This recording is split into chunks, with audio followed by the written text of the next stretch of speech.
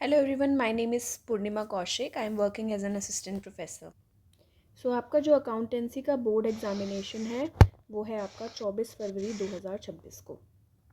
इन videos का objective रहेगा last 15 days में ज़्यादा से ज़्यादा क्वेश्चंस को सॉल्व करना और कॉन्सेप्ट्स को क्वेश्चंस के थ्रू समझना। सो इस सीरीज़ को हम नाम दे रहे हैं कंसेप्ट थ्रू क्वेश्चन सीरीज़ और हम स्टार्ट करेंगे through CBSE sample papers. Starting with question number 1। सो इस क्वेश्चन में बताया गया है कि एक पार्टनर के कैपिटल अकाउंट में 80,000 रुपये क्रेडिट साइड लिखे गए हैं। इन चारों ऑप्शन में से आपको बताना है कि ऐसी कौन सी वजह हो सकती है जिसकी वजह से हम अकाउंट को क्रेडिट करेंगे। सबसे पहले हमें कैपिटल अकाउंट का रूल पता होना चाहिए। सो कैपिटल अकाउंट का जो रूल है वो कहता है कि ये इंक्रीज़ होता है क्रेडिट में और डिक्रीज़ होता है डेबिट में। ऑप्शंस को तो अब हम एक एक करके ऑप्शंस को देखते हैं। सबसे पहले option number 1, opening balance. So opening balance जो होता है वो साल के शुरुआत का बैलेंस होता है और यहाँ पे अगर हम क्वेश्चन को ध्यान से पढ़ें तो यहाँ पर बोला गया है ड्यूरिंग द ईयर, यानी कि स्टार्टिंग ऑफ द ईयर की बात नहीं कर रहे हैं। सो ये वाला ऑप्शन आपका इनकरेक्ट हो जाता है। Second option is drawings during the year. So जैसे मैंने रूल अभी आपको बताया है, ड्राइंग्स का मतलब है वो पोर्शन जो ओनर ने कैपिटल में से विड्रॉ कर लिया है फॉर पर्सनल यूज़। तो सीधा सीधा यहाँ से कैपिटल जो है वो रिड्यूस हो रहा है, तो ये ऑप्शन भी आपका इनकरेक्ट हो गया। Third option says loss during the year, ये भी आपका कैपिटल को रिड्यूस करेगा, तो ये भी ऑप्शन आपका गलत। Therefore capital introduced will be the correct option for you. Next question, assertion कह रहा है कि fluctuating capital account can show debit balance और रीज़न दिया हुआ है losses and drawings can be more than capital balance. तो पहले मेथड्स की बात कर लेते हैं। दो मेथड्स हैं आपके पास, फ्लक्चुएटिंग कैपिटल मेथड और सेकंड है फिक्स्ड कैपिटल मेथड। तो in case of fluctuating capital method हमें सिर्फ एक अकाउंट बनाना होता है और उसी में सारी की सारी एडजस्टमेंट्स जो कि ड्राइंग्स हैं, प्रॉफिट का शेयर है, कोई भी ऐसा एडजस्टमेंट है वो सारा हम कैपिटल अकाउंट में ही करते हैं। ठीक है। और दूसरा है आपका फिक्स्ड कैपिटल मेथड, जहाँ पर दो अकाउंट आपको मेंटेन करने पड़ते हैं, कैपिटल के ट्रांजैक्शंस के लिए कैपिटल अकाउंट और बाकी सभी ट्रांजैक्शंस के लिए करंट अकाउंट। तो इसमें कैपिटल का अमाउंट जो है वो कम ज़्यादा होता है जब हम कैपिटल इंट्रोड्यूस करते हैं या फिर हम कैपिटल विड्रॉ करते हैं। बाकी की सारी एडजस्टमेंट जैसे कि प्रॉफिट का शेयर या कोई भी सैलरी एक्सेट्रा, वो सब हम एडजस्ट करते हैं करंट अकाउंट के थ्रू। तो यहाँ पर क्वेश्चन हमारा कहता है कि फ्लक्चुएटिंग कैपिटल अकाउंट जो है वो डेबिट बैलेंस शो कर सकता है। तो फ्लक्चुएटिंग अकाउंट जो है वो सब कुछ यानी कि प्रॉफिट लॉस ड्राइंग एक ही जगह पर उसमें लिखा जाता है, इसलिए इसका बैलेंस जो है वो नेगेटिव यानी कि डेबिट जा सकता है। तो ये जो आपका एजर्शन है ये बिल्कुल करेक्ट हो गया। सेकंड जो रीज़न दिया हुआ है इसके रिगार्डिंग वो है बैलेंस नेगेटिव तभी जाएगा जब पार्टनर के नुकसान यानी कि जो भी पैसा आपने निकाला है ड्राइंग्स के रूप में उसके जमा किए गए पैसे से ज़्यादा हो जाए, यानी कि जो कैपिटल का अमाउंट है जो पार्टनर ने इंट्रोड्यूस किया हुआ है बिजनेस में उसको ड्राइंग्स को यानी कि ज़्यादा आपने ड्राइंग्स कर ली हैं, ज़्यादा नेगेटिव बैलेंस आपने कर दिया है instead of the capital amount. तो ये भी आपका जो है वो करेक्ट हो जाएगा। सो यहाँ पर जो आपका आंसर बनता है वो बनता है point number A. So question number 2, यहाँ पर इस क्वेश्चन को आप रीड करेंगे तो सबसे पहली चीज़ जो आपको नोटिस करनी है वो है कि पार्टनरशिप जो एंटर की गई है वो हुई है 1 जुलाई 2024 को। 3 पार्टनर्स थे ए बी एंड सी जो कि प्रॉफिट शेयर कर रहे थे इन दी रेशो 5:3:2। ठीक है। सी जो है उसको गारंटी मिली थी कि उसको शेयर मिलेगा प्रॉफिट में और वो कम नहीं होगा 60,000 पर एनम से। अगर कोई डेफिशिएंसी होती है तो उसको ए और बी मिलकर बॉर्न करेंगे इन दी इक्वल रेशो 1:1। ठीक है। तो अब क्वेश्चन में लिखा है कि for the year ended 31 March 2025 firm को क्या हुआ, लॉस हो गया 1,25,000 का। अब इस डेफिशिएंसी को कौन बॉर्न करेगा, ए एंड बी इक्वली। तो इसको हम कैलकुलेट करेंगे। सबसे पहले हमें कैलकुलेशन करनी पड़ेगी जो सी है उसको जो गारंटी किया गया है अमाउंट 60,000 उसका, कि पूरे साल में, क्योंकि ये पूरे साल का अमाउंट दिया हुआ है तो यहाँ पे हम 1 जुलाई से 31 मार्च तक का कैलकुलेशन करेंगे कि सी का जो शेयर है गारंटी का वो कितना बनेगा। सो सी का गारंटी अमाउंट निकालने के लिए हम देखेंगे 1 जुलाई से 31 मार्च तक कितना टाइम पीरियड हमारा बनता है. So it will be equal to 9 months. So 60,000 को 9 मंथ्स के अकॉर्डिंग हम अगर कैलकुलेट करें तो ये बनता है आपका 45,000.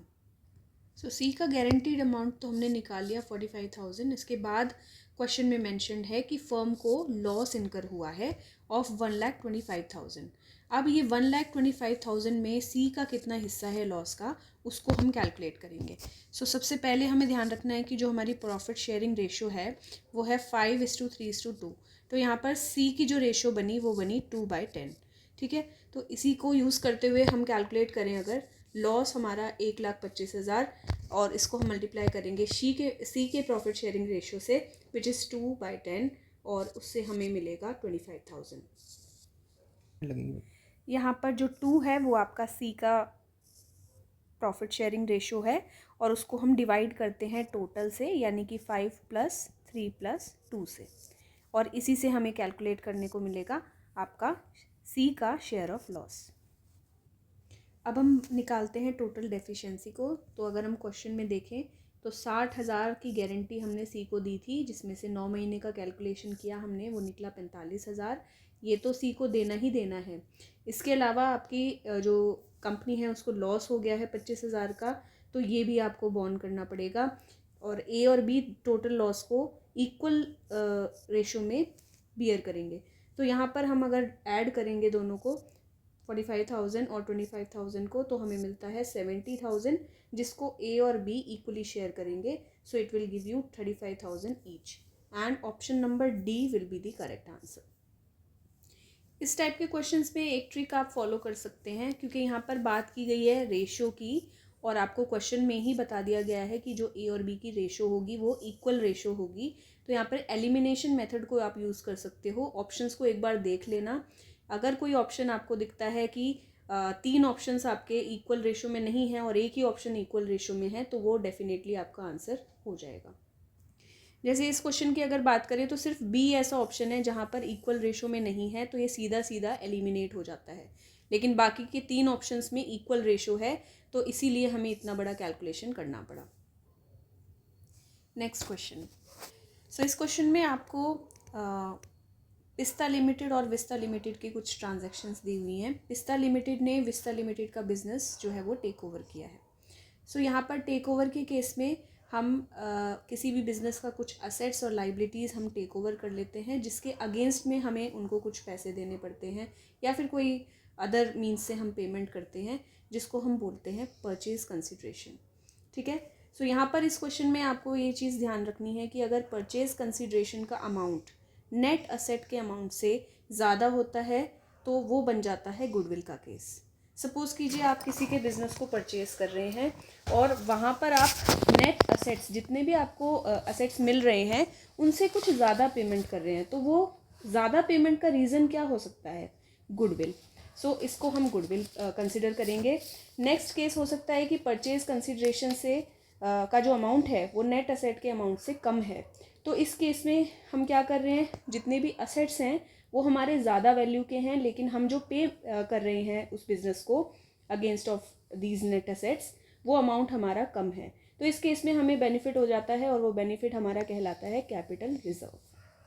सो अब आ जाते हैं क्वेश्चन पे. यहाँ पर हमें गिवन है असेट्स जो कि हैं 45 लाख और लाइबिलिटीज़ आपको गिवन है 7,50,000. अगर हम नेट असेट्स निकालेंगे तो हमें असेट में से लाइबिलिटीज़ को माइनस करना है और इससे हमें मिलेगा 37,50,000. सो अब हम कैलकुलेट करते हैं परचेज़ कंसिड्रेशन. सो क्वेश्चन में गिवन है कि परचेज़ कंसिड्रेशन हमने 2 मोड से दिया है. फर्स्टली हमने चेक दिया है 10 लाख का. सो आपका चेक हो गया 10 लाख का.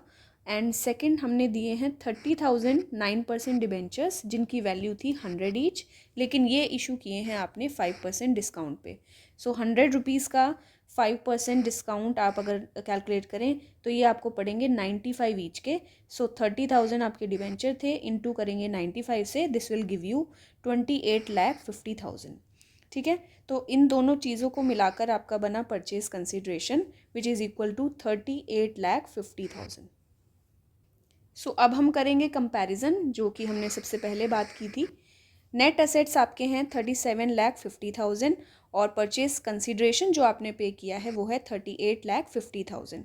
यहाँ पर सीधा सीधा आपको 1 लाख का डिफरेंस दिखेगा and here purchase consideration is more than the net asset. तो ये फर्स्ट वाली कंडीशन आपकी एप्लीकेबल होगी और ये रिजल्ट करेगी आपकी गुडविल में। तो 1 लाख का जो डिफरेंस था वो आपका कहलाएगा goodwill and option C will be the correct answer. So that's all for this video. आगे की वीडियोज़ में हम आगे के क्वेश्चंस कंसिडर करेंगे। So thank you so much.